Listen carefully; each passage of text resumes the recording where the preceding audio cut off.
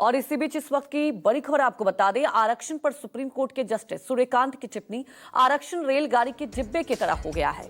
जो इसमें चढ़ गया वो दूसरों को चढ़ने नहीं देता और कुछ ही वर्ग के लोगों को आरक्षण क्यों मिले। राज्यों की जिम्मेदारी आरक्षण के मुद्दे पर विचार करें।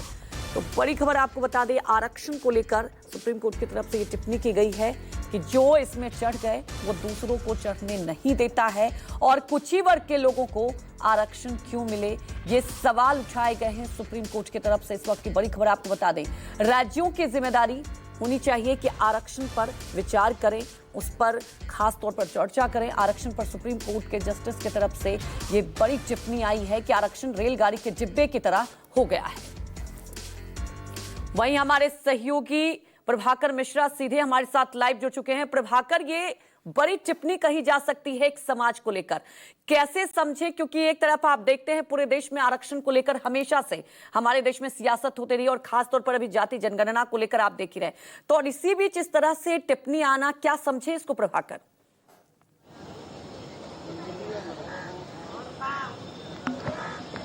देखिए, पहले थोड़ा पृष्ठभूमि समझते हैं कि महाराष्ट्र में स्थानीय चुनाव में ओबीसी रिजर्वेशन की व्यवस्था की गई थी। सरकार एक कानून लेकर आई थी कि ओबीसी रिजर्वेशन दिया जाए 27%।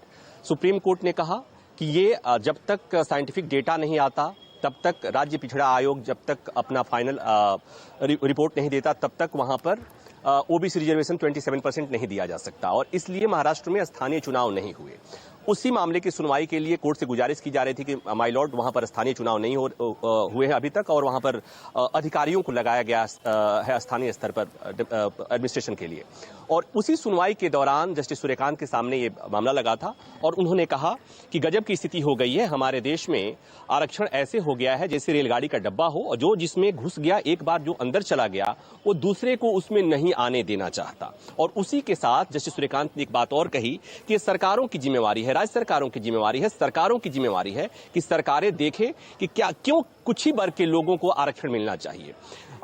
जो लोग जरूरी हैं, जिन लोग जरूरतमंद हैं, जिन लोगों के लिए आरक्षण की व्यवस्था की गई, उन सबको आरक्षण क्यों नहीं मिलना चाहिए। और उसी में जस्टिस सूर्यकांत ने कहा कि आरक्षण के लिए सरकारों को देखना होगा कि जो आर्थिक स्तर पर पिछड़े हैं, जो सामाजिक स्तर पर पिछड़े हैं, वो इन्होंने एक बात और कह दी, चूंकि ये स्थानीय निकाय पॉलिटिकल मामला था, पॉलिटिकल रिजर्वेशन का मामला था, तो उन्होंने कहा कि जो लोग राजनीतिक रूप से भी पिछड़े हैं उनके लिए भी आरक्षण की व्यवस्था पर विचार होना चाहिए, सरकारों की जिम्मेवारी बनती है। और आपने अच्छा कहा कि चूंकि देश में जातिगत जनगणना होने वाली है और इसको लेकर के जो बातें आती है कि जिसकी जितनी संख्या भारी उसकी उतनी हिस्सेदारी। लेकिन एक और बात इसमें मैं याद दिला दूं कि पिछले साल अगस्त में इसी सुप्रीम कोर्ट ने एक व्यवस्था दी थी कि सरकार, उन्होंने कहा था कि सरकारों को, राज्य सरकारों को यह अधिकार है कि वो SC ST में भी वो कर दे, डिवीजन कर दे, SC ST में भी सब डिवीजन कर दे। और वहां पर जिन लोगों को आरक्षण का फायदा मिल गया है, जो क्रीमी लेयर आ गए हैं, क्रीमी लेयर में आ गए हैं, उनको छोड़कर जो लोग नीचे हैं उनके लिए आरक्षण की व्यवस्था की जाए और जिन्हें आरक्षण का लाभ मिल गया है उन्हें बाहर किया जाए। सब क्लासिफिकेशन की सुप्रीम कोर्ट ने बात करी थी। और आपको याद होगा कि देश भर में बवाल मच गया था, देश भर में जगह जगह धरना प्रदर्शन हो रहे थे।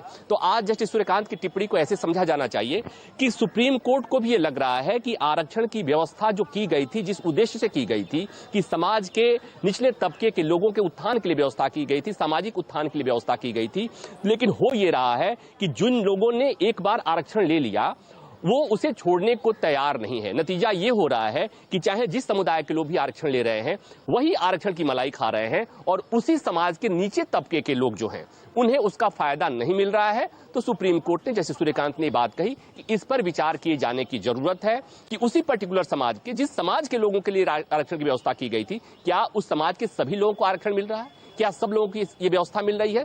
सब लोगों तक इसका लाभ पहुंच पा रहा है? अगर नहीं पहुंच पा रहा है तो इसे पहुंचाने की व्यवस्था करना और इस पर काम करना सरकारों की जिम्मेवारी है। और तब बात आएगी, इसी बात पर बात आएगी कि तब लोग कहेंगे कि इसीलिए जातिगत जनगणना की जरूरत है, क्योंकि जातिगत जनगणना होने के बाद ये चीजें स्पष्ट हो पाएंगी कि जिन्हें रिजर्वेशन मिल रहा है, जिन जातियों के लिए को रिजर्वेशन मिल रहा है, उसमें से कितने लोग हैं जिन्हें आरक्षण का फायदा मिला वो अब सामाजिक तौर पर उनका उत्थान हो गया है, उन्हें आरक्षण छोड़ना चाहिए और उन लोगों को आरक्षण विशेष तौर पर मिलना चाहिए जो अभी भी निचले ऐसी जगह पर हैं जहां पर उनको और ऊपर किए जाने की जरूरत है, जिन्हें और फायदा दिए जाने की जरूरत है। तो सुप्रीम कोर्ट की टिप्पणी को हम इसी तरह देख सकते हैं कि यह समय है जब सामाजिक आर्थिक रूप से जिन लोगों को आरक्षण की जरूरत है उनके लिए विशेष तौर से सरकारों को सोचना होगा और उनको इस आरक्षण का फायदा उनको कैसे मिले उस पर सरकारों को विचार करना चाहिए। जी प्रभाकर, हमारे साथ जुड़ने के लिए आपका शुक्रिया।